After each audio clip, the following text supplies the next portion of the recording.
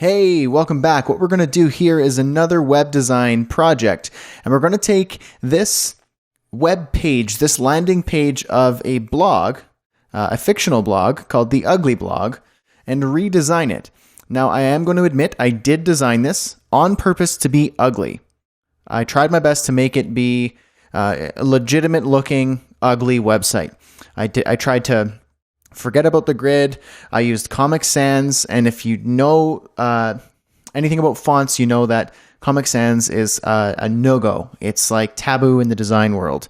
And if you want to understand a little bit more about why Comic Sans is terrible, then just Google why Comic Sans is bad.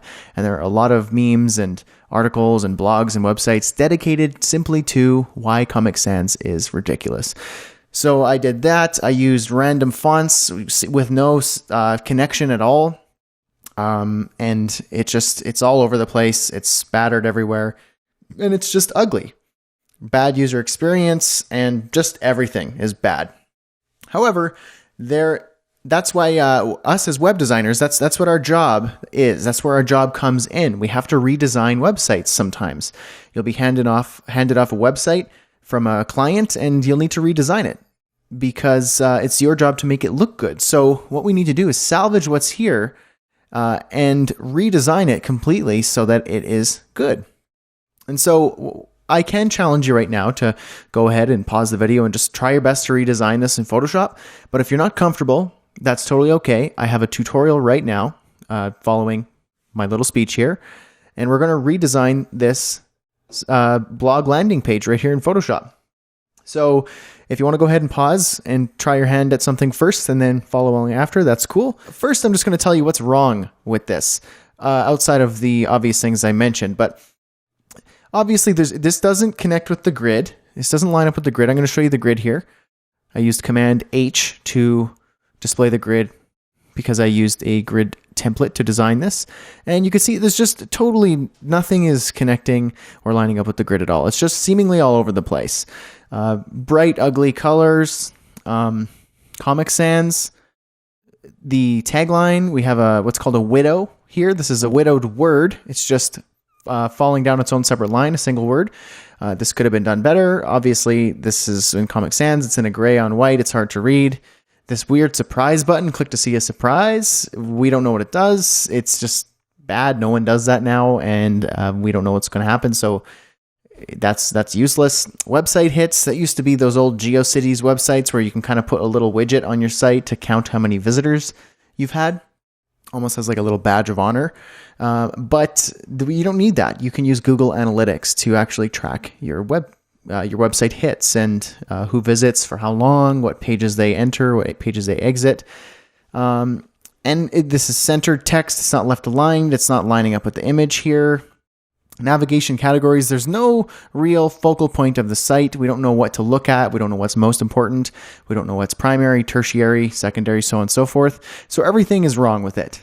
But we can make this better. So first I'm going to show you a little wireframe that I put together here in Photoshop to reorganize this content. So here's a wireframe. I'm going to organize the site with a header up here where we're going to probably put a logo, the tagline, and the navigation bar. Pretty common convention. In the center-ish of the site here, and now I'll show you the grid. This is actually still using the grid. We have 7 columns using this is for the blog, where we're going to have the blog post image and the post excerpt. And then on the left side here, using 2 columns, we're going to have some post info like the author, the date published, the categories. Over here on the sidebar, we're going to have things like categories and newsletter sign up.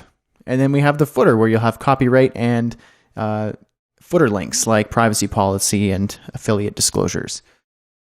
And so I'll show you here the final designed site that I did, and we'll aim to try and redesign the ugly site into this. So this is now called the Pretty Blog, not the Ugly Blog.